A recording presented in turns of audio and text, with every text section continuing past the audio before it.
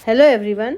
आज का जो हमारा टॉपिक है वो है सोशल कंस्ट्रक्टिविज्म, सामाजिक रचनावाद, या हम इसको बोलते हैं सोशल कंस्ट्रक्टिविज्म। ठीक है। वेगोस्की, रशियन साइकोलॉजिस्ट, उन्होंने क्या कहा? उन्होंने बताया कि knowledge is constructed with in social context. अब ये सोशल कॉन्टेक्स्ट का मतलब क्या हुआ कि सोशल कॉन्टेक्स्ट का मतलब है कि जो हम ज्ञान लेते हैं वो हम अपने सोशल इंटरेक्शन से, हम अपनी संस्कृति से, हम अपने भाषा के आदान प्रदान से, अपने विचारों के आदान प्रदान से, एक दूसरे को जब हम अपने विचार देते हैं, अब डिस्कशन करते हैं, उससे जो है हम क्या लेते हैं? ज्ञान लेते हैं। मीन्स हम कह सकते हैं कि जो इंडिविजुअल है ना, जो व्यक्ति है वो सोसाइटी के साथ जब रहता है, सोसाइटी में रहता है, उसे अपने विचार सोसाइटी में रहकर एक दूसरे से केयरिंग शेयरिंग करता है, तो वो क्या है? कुछ ना कुछ नॉलेज लेता है, कुछ ना कुछ नया ज्ञान लेता है और जिससे उसका विकास होता है। तो सोशल कंस्ट्रक्टिविज्म में जो है, देखो यहाँ पे जो मैंने एक पिक्चर दिखाई है, इसमें बच्चे आपस में खेल रहे हैं, यहाँ पे प्रॉब्लम सॉल्विंग कर रहे हैं, है ना। जिगसॉ पजल में जो बच्चे हैं वो क्या कर रहे हैं? Problem solving. ठीक है। यहाँ पे बच्चे अपने पेरेंट्स के साथ जो है कहीं घूमने गए हैं, है ना। यहाँ पे जो है बच्चे इकट्ठे बैठकर पढ़ रहे हैं और इकट्ठे से लिख रहे हैं, डिस्कशन कर रहे हैं। मीन्स इस तरह से जब बच्चे जो है सोशल समाज में रहते हैं, समाज में रहते हुए एक इंडिविजुअल जो है अपने आप ज्ञान का जो है क्या करता है? अपने आप ज्ञान का विकास करता है। जब वो ज्ञान का विकास करता है होता है तो उसकी क्रिटिकल थिंकिंग, उसकी इंफॉर्मेशन से मिलती है उसे क्रिटिकल थिंकिंग, उसकी इनोवेशन, नई नई खोजें करता है, क्रिएटिविटी आती है, सृजनात्मकता आती है, प्रॉब्लम सॉल्विंग स्किल डेवलप होता है ना। जो भी समस्याएं आती हैं उनको वो अच्छे से समझ सकता है, सुलझा सकता है। कम्युनिकेशन स्किल उसका जो है डेवलप होता है, नॉलेज आती है, क्योंकि हम जो है समाज में रहकर एक दूसरे के साथ बहुत कुछ सीखते हैं, है ना। अपने विचारों को प्रकट करते हैं, एक दूसरे के साथ मिलजुल कर जो है केयरिंग शेयरिंग काम करते हैं। अब हम यहाँ पे बोलते हैं, हम इसके लिए SCL कि हम समाज में रहकर जो है SCL फॉर्मूला अपनाते हैं। वो क्या है? Social, S for social interaction, C for culture और L फॉर लैंग्वेज। बच्चा जो है वो समाज में रहकर जो है सोशल इंटरेक्शन करता है। किससे? फैमिली में। सबसे पहले बच्चा जो है फैमिली में आता है, अपने भाई बहन, मम्मी पापा, दादा दादी, है ना, इनसे जो है वो बहुत कुछ सीखता है। अब उसके बाद आता है पीयर्स, अपने दोस्तों से, है ना। तो बच्चा जो है अपने जो एज के होते हैं, मतलब हम ये बोल सकते हैं यहाँ पे कि सीखने की कोई सीमा नहीं होती। तो बच्चा जो है, बच्चा या इंडिविजुअल वो सीखता है। टीचर जो है टीचर से सीखता है। ठीक है। यहाँ पे हम बात करते हैं कल्चर। कल्चर में अपने रीति रिवाज, रूल्स, है ना, अपना रिलीजन, लॉज जो भी है उससे जो है बच्चा उसी के अकॉर्डिंग अपने नॉलेज को सीखता है, ज्ञान आता है और उसी के अनुसार अपने आप को क्या करता है? डेवलप करता है। मीन्स हम ये कह सकते हैं कि बच्चा जितना ज़्यादा सोशली इंटरेक्ट करता है, कल्चर के में जाता है ना, उसका जो स्पोकन स्किल है, मतलब लिसनिंग स्पीकिंग स्किल जो है वो भी अच्छे से क्या होता है? कम्युनिकेशन स्किल डेवलप हुआ होता है। हम बोल सकते हैं कि बच्चा जो है अपने रिसीव करता है भाषा से, किसको? अपने विचारों को दूसरों के सामने रख सकता है और दूसरों के विचारों को खुद समझ सकता है। मीन्स हम बोल सकते हैं कि भाषा जो है एक टूल की तरह काम करती है। टूल के साथ साथ भाषा जो है एक सिस्टम है, क्योंकि हम जो है भाषा से ही हम अपने विचारों को दूसरों के सामने रखते हैं और दूसरों के विचारों को सुनते हैं। या हम बोल सकते हैं भाषा के माध्यम से ही हम क्या है?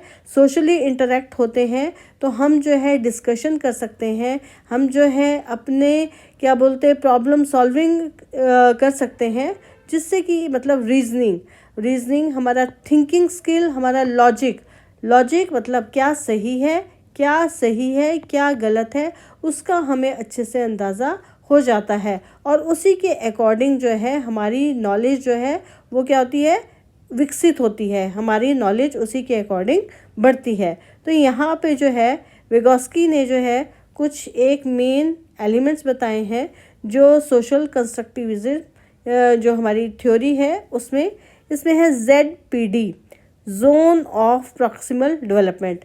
जोन ऑफ प्रॉक्सिमल डेवलपमेंट का मतलब क्या है, देखो इसका मतलब ये है कि संभावित क्षेत्र में विकास, मीन्स कि बच्चा जो है तो बच्चा जो है वो क्या है, जोन ऑफ प्रॉक्सिमल डेवलपमेंट क्या है कि यहाँ पे जो है, ये मैंने एक आपको डायग्राम दिखाया है, ठीक है। ये जो डायग्राम हम देख रहे हैं इसमें जो है बच्चा जो है कैन डू इंडिपेंडेंटली, मतलब इंडिपेंडेंटली जो बच्चा जो है कुछ करता है, जब बच्चा अपने आप कुछ करता है, ठीक है।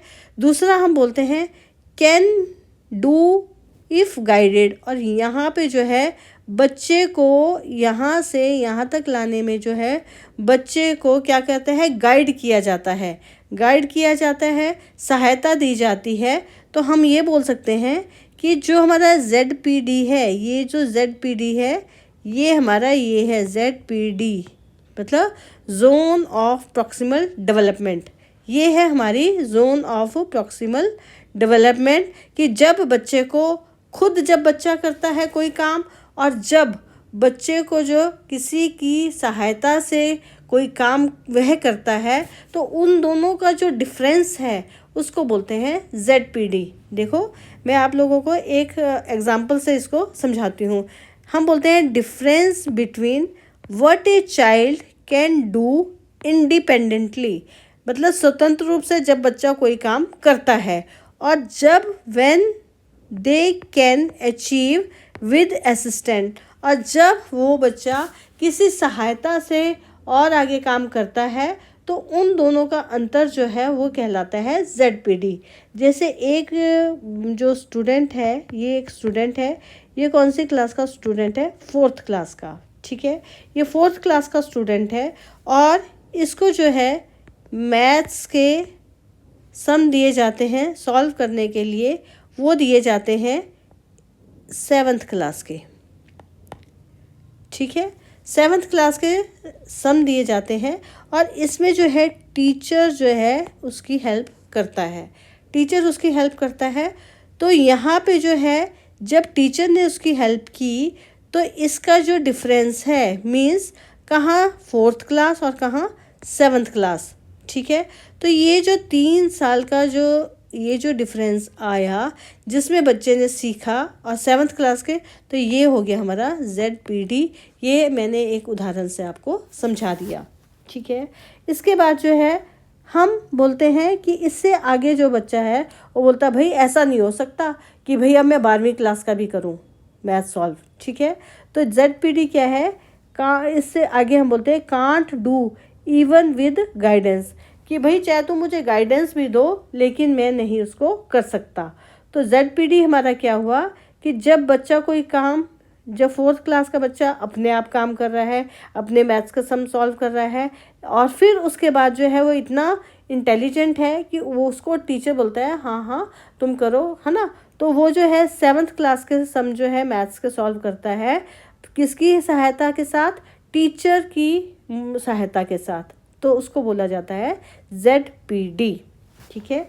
उसके बाद इसी में ही एक और हमारा जो फैक्टर है वो बोलते हैं, जो विगोस्की ने कहा, वो है स्कैफोल्डिंग। स्कैफोल्डिंग का मतलब क्या हुआ, ये हुआ स्कैफोल्डिंग होता है, scaffolding is the process where a teacher और more knowledgeable person provides temporary support to help a learner complete a task। इसमें मतलब क्या हुआ कि हमारा स्कैफोल्ड क्या होता है कि जब ना हिंट दिए जाते हैं, हिंट दिए जाते हैं, क्लू दिए जाते हैं, क्लू, है ना, हिंट दिए जाते हैं, क्लू दिए जाते हैं बच्चे को काम मतलब करने के लिए, किसी काम को करने के लिए हिंट दिए जाते हैं। ये कैसे है, टेम्परेरली है, ये टेम्परेरली है।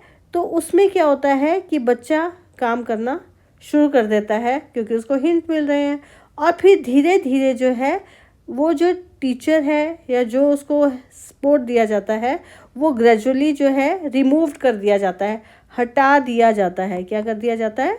हटा दिया जाता है। कि जब हम देखते हैं हटा दिया जाना, जब हमें देखते हैं कि बच्चा जो है काम करने लग गया है ना, तो या उसको बोलते हैं हाँ हाँ शाबाश करो करो, ठीक है। और जो वो पहले क्लू हिंट दिए गए थे अब हम वो नहीं दे रहे, ठीक है, तो उसको बोलते हैं स्कैफोल्डिंग।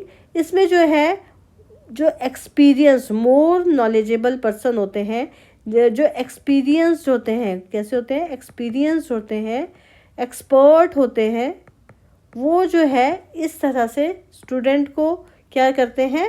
मोटिवेट करते हैं, हिंट देते हैं, आगे बढ़ने की तरफ जो है प्रोत्साहित करते हैं कि करो, ठीक है। तो हम ये बोलते हैं कि इससे क्या होता है कि इससे बच्चा जो है उसमें धीरे धीरे क्या होता है?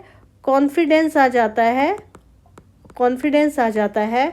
वो जो है उसको हर चीज़ की डीपली अंडरस्टैंडिंग हो जाती है, अंडरस्टैंडिंग, ठीक है, डीपली अंडरस्टैंडिंग हो जाती है।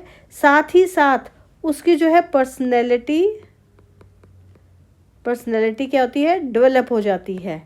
क्यों हो जाती है? क्योंकि पहले मतलब उसको अब वो क्या हो जाता है? फियरलेस हो जाता है। फियरलेस क्यों हो जाता है? क्योंकि अब उसको जो है हर एक पहलू का पता खुद लग गया। पहले वो डर रहा था लेकिन अब वो डरता नहीं है, क्योंकि उसको जो है हिम्मत किसने दिलाई? हमारे एक्सपर्ट ने। उन्होंने कहा करो। फिर जब एक्सपर्ट को लगा कि हाँ हाँ अब ये आगे आगे बढ़ता जाएगा, खुद करने दो, अब इसको खुद करने दो, तो उससे क्या हुआ कि बच्चे को अपने आप करने से जो है उसमें जो है सबसे ज़्यादा जो है स्किल डेवलप हुआ, कॉन्फिडेंस आ गया, कैपेबल हो गया। अब उसे जो है कोई भी प्रॉब्लम दी जाए, कोई भी काम दिया जाए तो वो डरता नहीं है। जैसे कि मैं आपको एक एग्जांपल बताती हूँ, वैसे तो बहुत सारे एग्जांपल हैं। जैसे एक गेम है स्पेलेथन, ठीक है। ये जो स्पेलेथन है इसमें क्या था? इसमें बीच में जो है कोई वॉवल लिख दिया जाता है, यहाँ पे जैसे ए लिख दिया जाएगा, और इसके बाद जो है यहाँ पे अलग अलग जो है क्या कर दिए जाएंगे? वर्ड्स लिख दिए जाएंगे, है ना। अलग अलग क्या लिख दिया? वर्ड्स लिख दिए, ठीक है।